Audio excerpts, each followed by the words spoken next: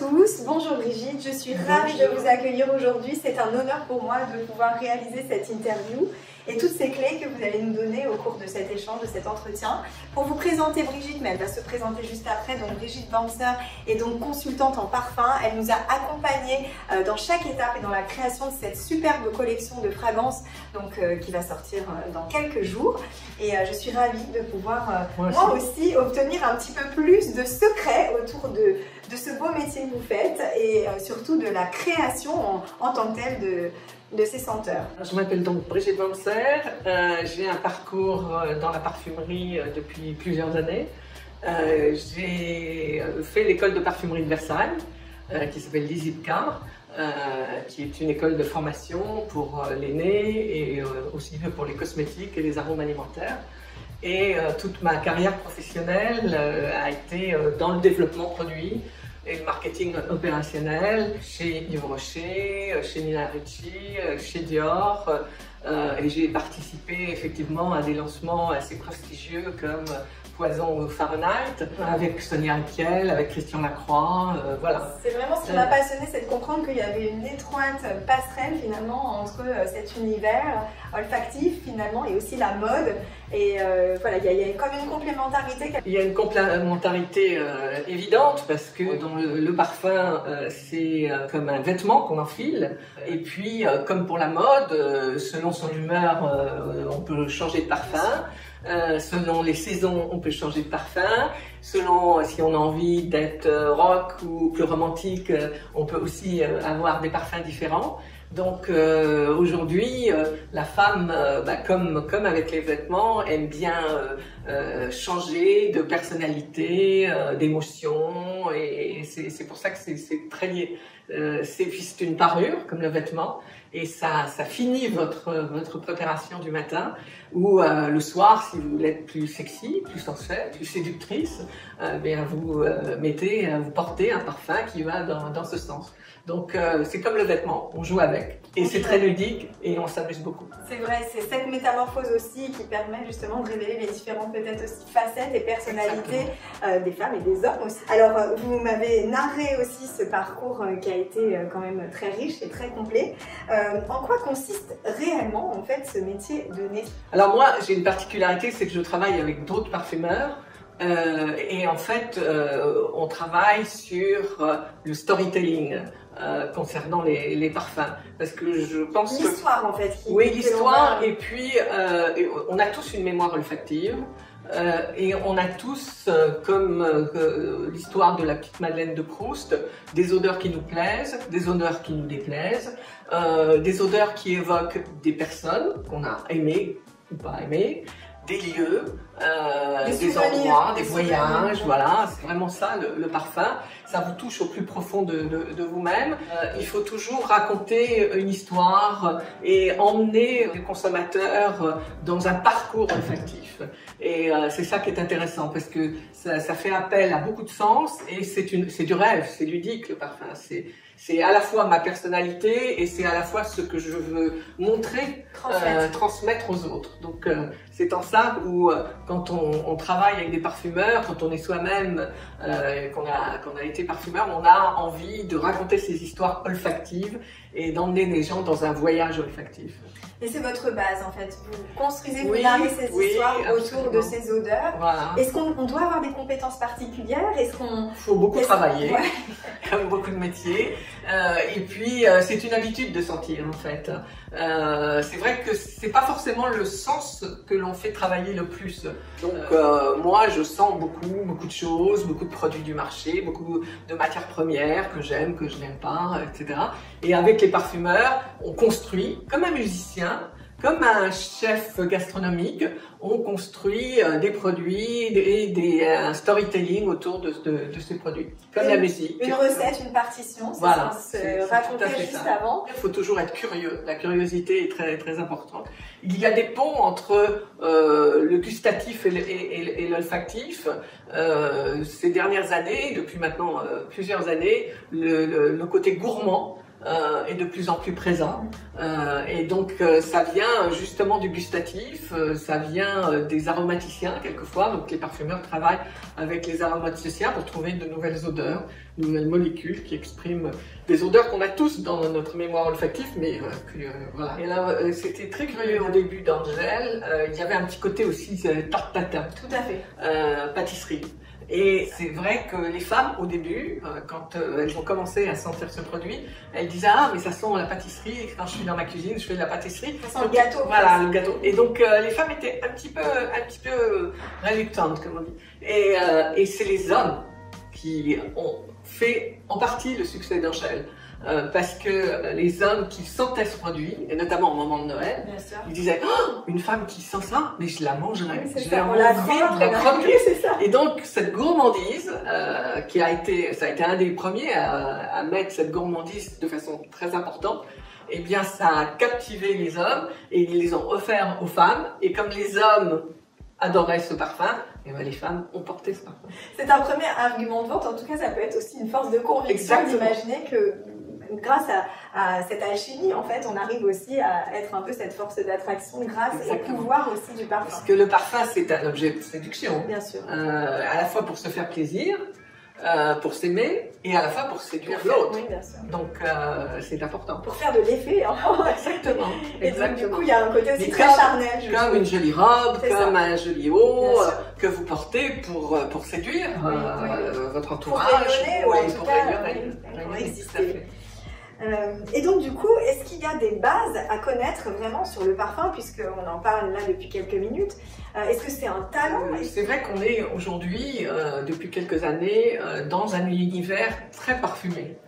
Donc l'olfactif, les parfums ou les fragrances sont des signatures.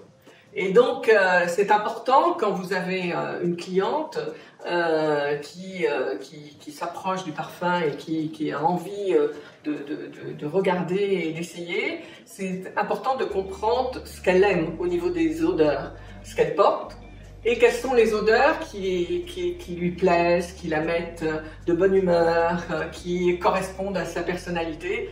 Et spontanément, elle va vous dire j'aime telle odeur ou je n'aime pas telle odeur. Alors ça peut être des fleurs, mais ça peut être aussi des odeurs, vous disiez, de pâtisserie, des odeurs gourmandes, des odeurs de fruits, d'épices, de bois.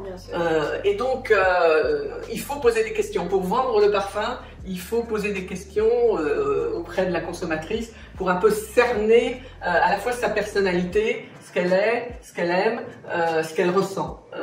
Et faire parler les gens sur les odeurs, c'est une première manière de rentrer dans l'intimité de la consommatrice, de la cliente. On peut demander quels sont ses souvenirs d'enfance.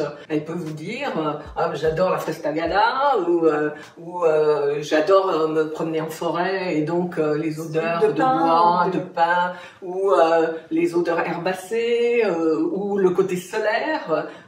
Quand vous voyez, il y a des clientes qui et on a un produit. C'est ce que j'allais dire. Après, faire un parallèle finalement qui répond à ça. Le côté solaire amené par la fleur d'oranger, amené par la fleur de tiaré, tout ce côté-là, ça vous permet de dire elle va aimer telle fragrance. Il faut poser des questions sans être intrusif, mais il faut poser des questions sur le ton de la conversation pour faire une belle vente, une bonne vente et pas se tromper et être de bons conseils. Il faut connaître un petit peu ou essayer de connaître un petit peu sa cliente.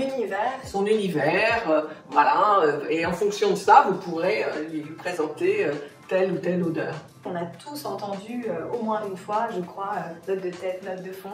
Il y a donc 3 notes en fait qui composent. Est-ce que vous pouvez reprendre la composition? Donc, de manière générale, il y a une note de tête qui est très volatile, qui est la note que l'on sent tout de suite dès qu'on vaporise le parfum. Et cette note, c'est la clé d'entrée dans le parfum. Et c'est pour ça qu'il faut que cette note soit agréable tout de suite. Parce que si la note est difficile, la cliente n'a pas envie d'aller plus loin. Et donc il faut que cette note de tête soit une note qui commence à introduire la cliente dans la signature de l'odeur. Donc la note de tête, volatile, mais qui apporte souvent de la fraîcheur, mais qui vous donne la première clé d'entrée dans le parfum. Après, la note de cœur, c'est vraiment la note riche qui va vous dire si c'est un floral oriental ou si c'est un boisé. Ça installe la structure olfactive de la fragrance. Et puis la note de fond que vous sentez au bout d'un certain temps, plus tard, ça c'est la note qui va vous envelopper, c'est la note qui va rester, c'est la note que vont sentir aussi les gens qui vont s'approcher de vous de manière très proche, et c'est votre empreinte, c'est votre empreinte olfactive. Et donc la note de fond, en plus, elle évolue en fonction des peaux. En fonction des peaux, il y a des femmes, pour certains produits, qui vont plutôt faire ressortir les notes boisées, ou d'autres qui vont faire ressortir les notes plus santalées, plus ambrées, ou les notes florales. Donc chaque parfum, en fonction de votre peau, en fonction aussi de la façon dont vous vivez toute la journée, va exalter votre personnalité olfactive. Est-ce qu'on a des peaux plus sucrées, des peaux plus salées? Est-ce que, enfin, peut-être qu'il y a un rapport important qui peut peut-être intéresser aussi finalement. Il y a des peaux plus acides et il y a des peaux qui ne le sont pas du tout. Il y a des peaux qui poussent certaines matières premières plus que d'autres. Et donc le parfum interagit avec votre peau. Vous pouvez porter une fragrance, votre ami porte la même fragrance, et ça c'est normal. Ça ne veut pas dire que le parfum vire, ça veut dire que le parfum que vous portez s'adapte à votre peau et à la façon dont votre peau restitue cette odeur. Quand on teste les parfums, vous me disiez tout à l'heure justement sur la peau, c'est important de le faire, peut-être plus que sur le vêtement. Comment est-ce que vous positionnez finalement ce conseil? Oui, bon, l'avantage d'avoir une collection, parce que c'est une collection de 5 fragrances, c'est que vous allez pouvoir, c'est comme pour le maquillage, vous allez pouvoir orienter votre cliente en fonction. Quelquefois, elle peut aimer les 5 ou elle peut en aimer que 2, mais vous avez une large palette comme pour les vêtements. Et donc vous pouvez jouer avec. Le parfum, quand on le prend, il faut le prendre dans la main. Et l'avantage de ce flacon, c'est qu'il est rond. Et donc c'est très agréable de le tenir dans la main parce qu'il a ce côté sensuel. C'est comme un fruit avec des petits piquants. Donc c'est le côté un peu impertinent de Naf Naf. Naf Naf, c'est le côté impertinent, le côté piquant. Et c'est ce qu'on a voulu retrouver. Donc comme un fruit exotique. Et puis ce capot qui est en fait l'explosion d'une goutte de rosée qui fait splash, et donc toute l'eau qui part comme ça dans différents sens. Et je trouve qu'il faut le montrer à la cliente, quitte à lui mettre dans les mains pour qu'elle se l'approprie. Et puis quand vous vaporisez pour une cliente, il faut vaporiser pas trop près. Alors soit sur une mouillette, donc vous tenez la mouillette et vous vaporisez à peu près à cette distance. Une vingtaine de centimètres. Oui, à peu près entre 10 et 20, et attendre quelques secondes parce que c'est l'alcool qui va dans un premier temps être vaporisé. Et la même chose sur le poignet, vous vaporisez pas trop près parce qu'autrement la cliente va sentir l'alcool et ça peut la désarçonner.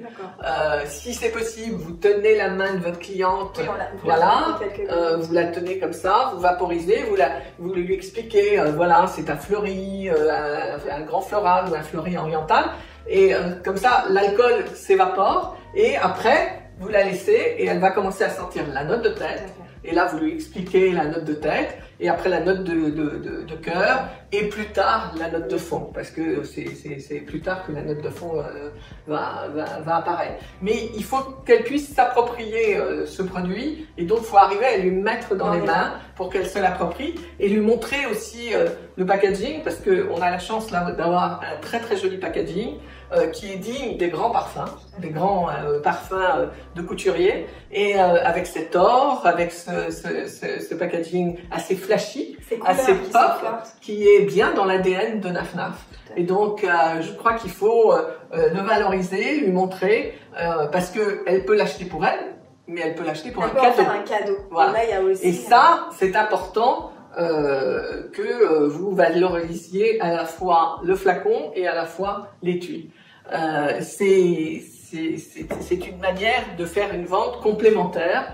C'est comme un sac, c'est comme une ceinture, c'est une vente complémentaire pour vos clientes et ça c'est très important.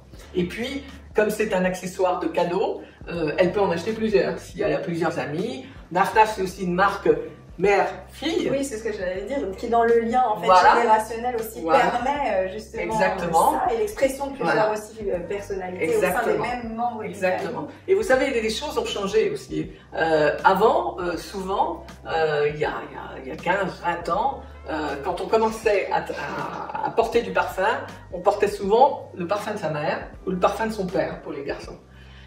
Aujourd'hui, c'est complètement l'inverse.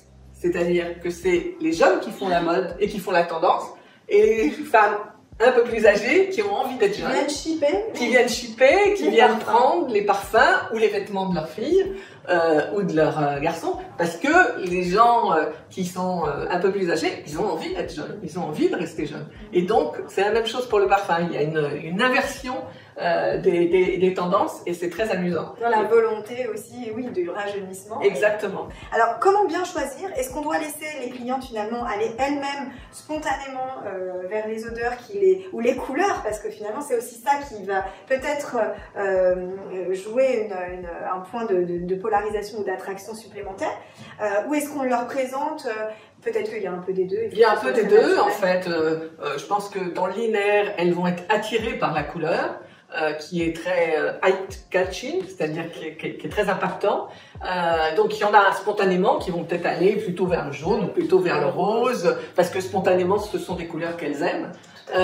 Et puis après, c'est à vous, en tant que conseillère, de lui dire, bah, si vous aimez le rose, voilà cette fragrance, et voilà ce qu'il y a dans cette fragrance, comment elle est construite, etc. Donc, les clients... Peut-être quelques mots-clés associés à cette couleur, parce que c'est aussi comme ça que la collection a été pensée. Exactement. Donc, c'est assez bien fait, mais finalement, c'est peut-être faire un lien entre la couleur et aussi, finalement, ce qui se trouve à l'intérieur de l'odeur. Absolument. Et on sait que la couleur verte, c'est quelque chose qui immédiatement fait penser à la fraîcheur. Bien sûr. Et donc c'est important et ça va immédiatement donner la tendance de la fragrance. Est-ce que dans le choix que l'on peut faire pour quelqu'un d'autre, et ça je trouve que c'est encore une autre démarche, comment est-ce qu'on peut, je dirais, bien choisir son cadeau? Soit vous vous dites, ah cette couleur j'adore et je sais que mon ami adore le rose et donc voilà. On est dans le package. Vous êtes déjà dans l'univers de votre ami et donc vous choisissez le rose ou le jaune ou l'orange. Et puis en fonction de l'odeur, vous pouvez vous dire, ah cette odeur, ça irait bien avec mon ami ou ma mère. Donc c'est tout à tout. En fait, la consommatrice, les clientes, elles rentrent dans l'univers du parfum par différents côtés, différentes facettes. Quelquefois, c'est le packaging. Elles ont un coup de cœur pour un packaging, pour une couleur, comme pour une robe. Et quelquefois, c'est le packaging, bon, elles aiment bien, mais c'est plutôt l'odeur. Et donc, chaque cliente rentre dans cet univers par une porte différente. Il y a plusieurs clés d'entrée dans l'univers du parfum. C'est ce qui en fait sa richesse.